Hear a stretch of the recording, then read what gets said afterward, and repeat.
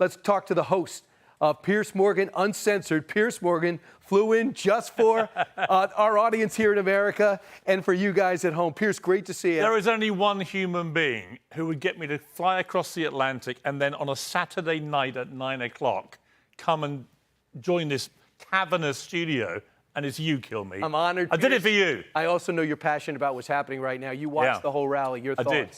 Riveting.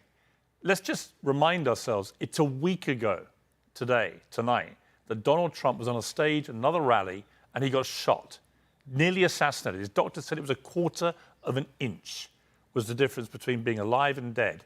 And tonight, he goes out with a much bigger crowd, tens of thousands of people. He doesn't know who they are. You know, he's just standing on that stage, right, bold as brass, like nothing has happened. He did a 2-hour show, is what it is. He's the Mick Jagger of politics, Donald Trump. But I kept looking at him thinking, you were shot a week ago on a stage at a rally. Who would come back within a week and be back on a stage at a bigger rally? Donald Trump. And I think that the dynamic, the difference between the Republicans right now, led by Trump, the guy who was defiant with the punch when he got shot, who's back on stage, incredible energy tonight in that whole performance and the crowd and everything with him, compared to the Democrats, who are literally falling apart at the seams and have in Joe Biden somebody who barely knows what day it is. So the contrast could not be more stark. But I've got to say, in terms of the politics of this is one of the most dramatic things I have ever witnessed in my life. And that's why I got the sense at the Republican convention, people thought they were part of history. Yeah. Because not only, you always wonder what will happen if you're confronted. He gets shot in the head. All he knows is he's bleeding. And he stood up and put his hands in the air and said, fight, fight, fight. As Mark Zuckerberg said, whatever you think of him, one of the most badass moments that you could ever imagine. And I think it's given him all the momentum he needs. I thought Trump was going to win before this. I think now it's an absolute nailed-on certainty. So now it goes into the investigation of the assassination. And now you have this 20-year-old, and we're going to get into it a little bit later in detail. It turns out he was in contact with 3 different platforms in 3 different countries, New Zealand, Belgium, and Germany. It turns out he was there early in the morning. He was flying a drone, taking it over. Where do you want to, what answers do you want from this investigation? Well, first of all, what the hell were the Secret Service doing?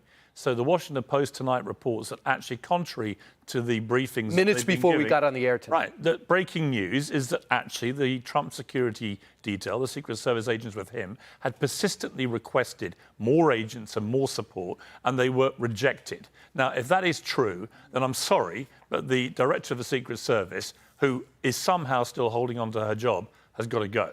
How about Homeland Security Secretary who told Michael Waltz, who broke that story, the congressman, former Green Beret, he said it's irresponsible to say something like that and it's not true. And what was he saying today, that guy? He was saying, you know what we should really be focused on? That some of the female agents are being picked on social media. Really? You think that is what the big scandal is here? That some people on X are saying mean things about your agents? A, they should be able to deal with mean comments. But B, what were they all doing that day? How does a 20-year-old weirdo loner kid with an AR-15 get onto a roof 150 yards from a man who was president until recently and will most certainly be president again? It is an absolute scandal. Donald Trump came that close to being killed.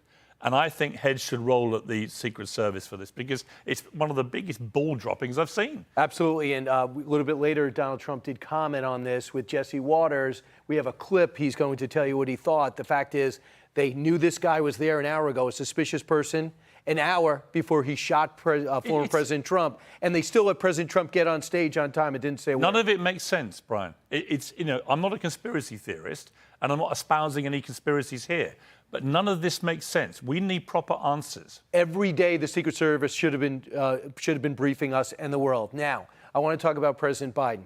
You have written for a couple of years now that he is not well, that he's not all there, he's cognitively in decline, and now all of a sudden Nancy Pelosi realizes it, and Chuck Schumer realizes it, Adam Schiff realizes it. What is your view about what's happening now as they stab him in the back? They've all, well, A, the treachery is there to be seen, but B, they've all known what Joe Biden's cognitive condition has been like. They've all been around him. I wrote column after column for the New York Post in which I said, I'm sorry, look at this man.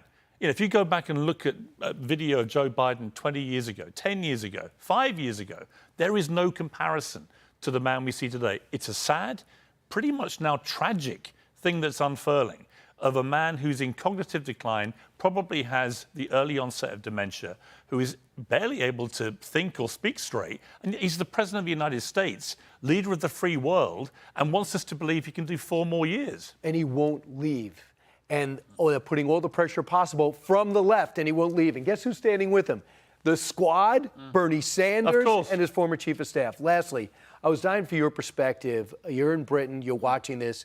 President Trump's been your friend. You've interviewed him multiple times. You go back before The Apprentice. Your thoughts, can you give us an idea what the world thinks about what's happening?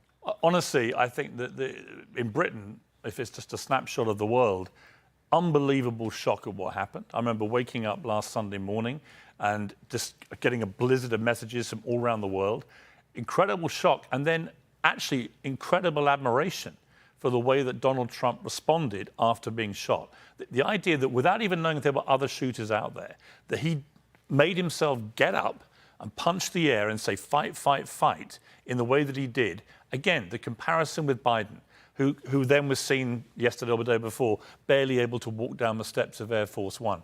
The comparison is stark. Trump can do a 2-hour show tonight with all his greatest hits. You know, people say he's changed. Maybe he's now looking at life in a different way. He was happy tonight. I got to say, he looked about as happy as I've ever seen him tonight. He's a man who thinks he's going back to the White House. And honestly, the Democrats only have themselves to blame. What have they done in the last year? They've tried to weaponize the justice system against him. They tried to get him slung off ballots. They've tried every sneaky, underhand thing they can do. And I say to my liberal friends, big mistake. Because what you've done with this, you've made him more popular, you've raised him more money, and what the assassination attempt has done is it's actually made a lot of Americans, whether they were pro-Trump or not, think, wow, that was badass, that was ballsy. Elon Musk is now in Trump's camp. Do you think other people, everyday Americans around or even other leaders around the world, do you think they might give him another shot, people that have shut him down? Yeah, look, Donald Trump, as we know, he's not an angel. If he was here now, he wouldn't admit to being an angel, right? He has his faults, he has his problems. I've criticised him as much as I've praised him. But what you can't say about Donald Trump now is he's not, a great survivor. I always say he has the thinnest skin and the thickest skin of anyone I know. Right. Thinnest, he'll react to everything and go to DEFCON 3. Right. But the thickest, he soaks up stuff, including, it turns out, I mean, what was his best line tonight?